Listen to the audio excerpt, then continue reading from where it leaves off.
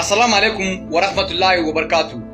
Wato yau sabon shugaban kasar Iran wato Mujtaba Ali Khamenei ya fito yayi magana inda yake cewa wato waɗannan kasashen Larabawan ba za su taɓa zamo kariya ga kasar Amurka ba.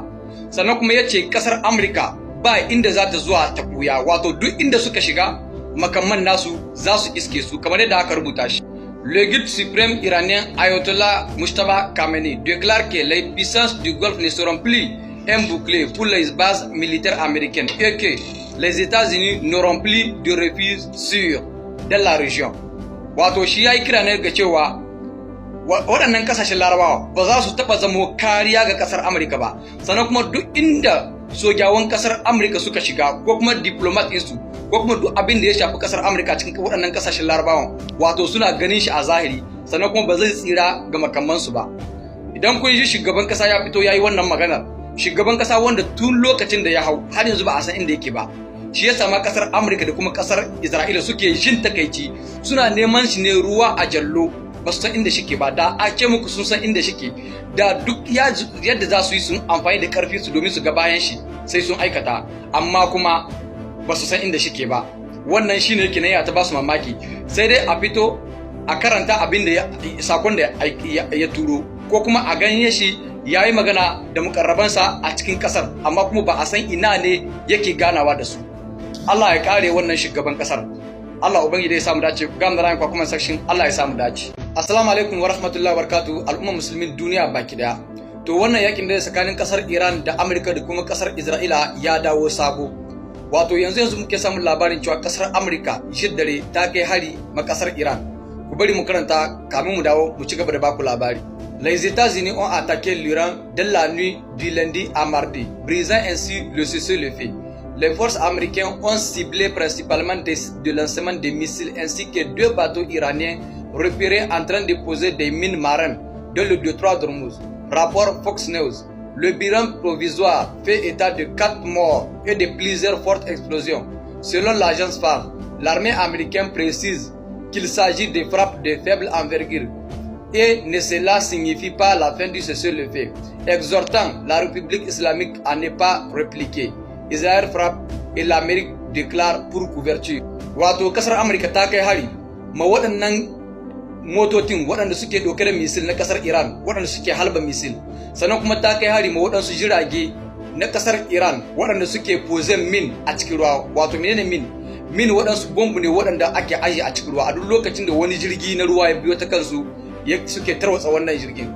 To bui bato na kasar Iran bui ne kasar Amurka ta je ta raunawa. Sannan aka ce cikin wannan harin an kashe mutum 4, sannan kuma an samu wato detonation na wuraren da kasar Amurka ta kai hari da yawa.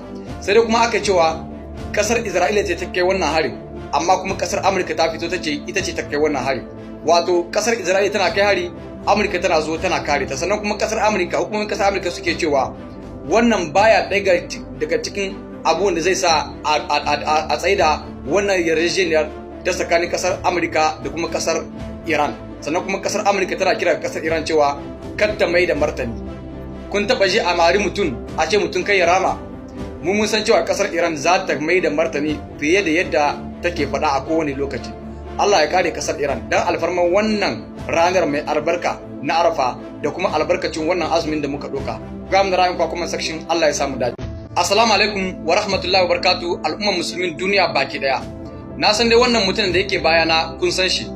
Wannan shine ake kira Dmitry Medvedev, wato tsohon shugaban kasar Rasha, wanda yau al'ummar kasar Rasha suke ce shine suke so ya dawo bisa ga karagar mulki. Na ga muku cewa wannan mutumin ne kasar Amurka take tsoro, sannan kuma kasashen Europe suke tsoro. Saboda wannan mutumin barazanar shi ba ta zuwa a banza. A duk lokacin da ya faɗa yace zai yi abu, to sai ya aikata shi. Kamar yadda ma mutane suke tunanin cewa da a ce shine ke biske ga wannan karaga ta mulki, da tun jimawa an jima da aka soma cikin wannan yaki na duniya na uku. To shine ya fito yayi gargadi akan cewa hukumomin kasar Ukraine sun kai hari biske ga wata makaranta ta yara, sannan kuma sun kashe yara kanana. Yace wannan abun ba za su kafa giwa a kasa ba, wato za su kai ma kasar Ukraine waɗansu manya-manyan hare-hare wanda duk duniya sai ta shida. Ku bari mu karanta muku kamin mu zo mu ci gaba da baku labari. Le narco monstre et sa bande de bandérites ont provoqué une réponse sévère de la Russie par des attaques terroristes contre les enfants. Probablement de manière délibérée, il avait besoin d'obtenir des frappes massives contre les structures situées à Kiev. Dmitri Medvedev met à Zelensky à l'épreuve de recommencer à taper sur les Russes. Cette fois, dit-il, le clone lui-même n'échappera à son sort. Wato shi yayi kira mana ya ce shugaban kasar Ukraine wato Zelensky shi da kanshi ba zai tsira ba. Wato wannan mutum da duk abin da ya faɗa sai ya aikata shi. Tamkar mutanen kasar Iran ne. Shi baya barazana akan banza. Shi yasa kuke ga cewa kasashen Europe da kuma kasar America da kanta tana jin tsoro wannan mutum. Ku kalle shi ku gani. Dmitry Medvedev ku kama sunan shi. Tsohon shugaban kasar Rasha ne.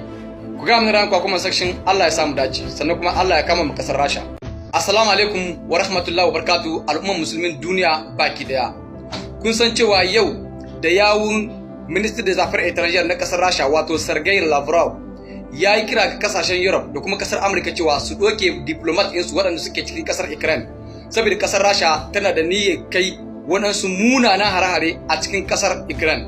Wato nan take shugaban kasar Faransa wato Emmanuel Macron ya fito ya mai da martani yace shi ba zai doke mutanen shi daga cikin kasar Ukraine ba duk abin da zai faru ya faru kamar yadda aka rubuta shi. La France refuse d'évacuer son personnel de Kiev malgré les menaces de frappe destructives prévues par la Russie sur l'ensemble de la capitale ukrainienne. La Russie a officiellement appelé tous les ressortissants étrangers, personnels, diplomates et organisations internationales à évacuer Kiev immédiatement. Pour la première fois de manière aussi explicite, Moscou prévoit de frapper des infrastructures politiques et administratives clés au cœur de Kiev, incluant potentiellement le bureau de la présidence ukrainienne. Wato shi da shugaban kasar Faransa ya ce shi ba zai doke mutanen shi. Idan kuma shi ba zai tunda shi baya nan, ai mutanen shi suna da hankali. Idan sun ga cewa shugaban kasar su ya kira su, to ya kamata su doki nasu da nasu su bar wurin saboda idan an kashe su an kashe banza. Sannan kuma shugaban kasar Rasha ya ce wannan karon har shugaban kasar Ukraine da duk wani administration ishi zai kai mahari. Wato duk mutanen da suke cikin tsawon shugaban kasar Ukraine wato Vladimir Zelensky kasar Rasha za ta bibiyan su ɗaya bayan ɗaya domin ta ga bayan su. Kenan wannan harin ba hari ne ba na wasa. Kuna ganin cewa abin da shugaban kasar Faransa yayi daidai na cewa ba zai doke mutanen shi ko kuma su ci gaba da zama a kashe su sannan kuma mu ga abin da zai iya yi mu ga iya gudun ruwansa. Ku ga mu da kuma section Allah ya samu dace. Assalamu alaikum wa rahmatullahi wa barakatuh al'umman musulmin duniya baki daya. To kasar Rasha dai ta hasala. Yanzu muke samun labarin cewa da yawun Minister des Affaires étrangères na kasar Rasha wato Sergei Lavrov ya gargadi kasar Amurka sannan kuma yana umartar kasar Amurka cewa ta doke diplomat ɗinta da kuma nata da nata a cikin kasar Ukraine musamman a cikin capital sannan kuma ta yi kira ga kasashen Europe cewa su doki duk wani diplomat ɗinsu da mutanensu waɗanda suke cikin kasar Ukraine musamman a cikin capital na Kiev saboda za ta mai da kasar Ukraine tamkar wutan bela kamar yadda aka rubuta shi. Conflit Ukraine. Lavrov exhorte les États-Unis à évacuer leur ambassade à Kiev. Moscou. Le ministre russe des Affaires étrangères, Sergei Lavrov, exhortait les États-Unis à évacuer immédiatement leurs diplomates de leur ambassade à Kiev. Cette mise en garde officielle a été formulée lors d'un appel téléphonique direct avec le secrétaire d'État américain Marco Rubio, selon un communiqué du ministère russe. Cet avertissement de Moscou accentue les craintes d'une escalade militaire majeure ou de frappes imminentes sur la capitale ukrainienne. Wato kun san cewa 22 na wannan watan da muke ciki, hukumomin kasar Ukraine sun kai wani hari a cikin wata makaranta ta kananan yara inda suka kashe yara da yawa. Wato wannan shine ake kima des attaques délibérées. Shi yasa kasar Rasha ta hasala. Shugaban kasar Rasha ya hasala saboda al'ummar kasar Rasha ma sun hasala, suna ganin cewa kamar shugaban kasar Rasha wato Vladimir Putin bai so ya gama da wannan yakin ne. To yanzu kuma shugaban kasa Rasha wato Vladimir Putin ya kunce kanshi daga waɗannan igiyoyin. Yace yanzu ne zai nuna ma kasar Ukraine cewa dama kawai yana binta ne da lalami. Wato yanzu ne zai nuna ma kasar Ukraine cewa Rasha kasa ce mai karfi sannan kuma Rasha kasa ce wadda ya kamata a ce an girmama ta. Inda ya ba kasar Amurka gargadi da kuma ya umarta al'ummar kasar Amurka cewa su doke nasu da nasu. Idan har kasar Amurka ta ji da kuma kasashen Europe su doke mutanen su, idan kuma suka ci gaba da barin su, duk wanda kasar Rasha ta kashe wannan kuma ya zama nasu. Idan za su iya mai da martani to su maida. Ina mai tabbatar muku cewa kuma duk kasa wadda ta yi yunkurin mai da martani akan kasar Rasha, to na tabbatar muku da cewa an shigo cikin wannan yaki na duniya na ku gadan-gadan ba tare da an bata lokaci ba. Allah ubangiji ya taimaki kasar Rasha. Duk mutanen da suke yaki akan gaskiya, Allah ka taimake su. Waɗanda suke yin yaki akan ƙarya da kuma shan jinin mutane, Allah ubangiji ka karya su dan alfarman wannan ranar na Arfa. Allah ubangiji dai ya samu dace. Ku ga mu da kuma section Allah ya samu dace.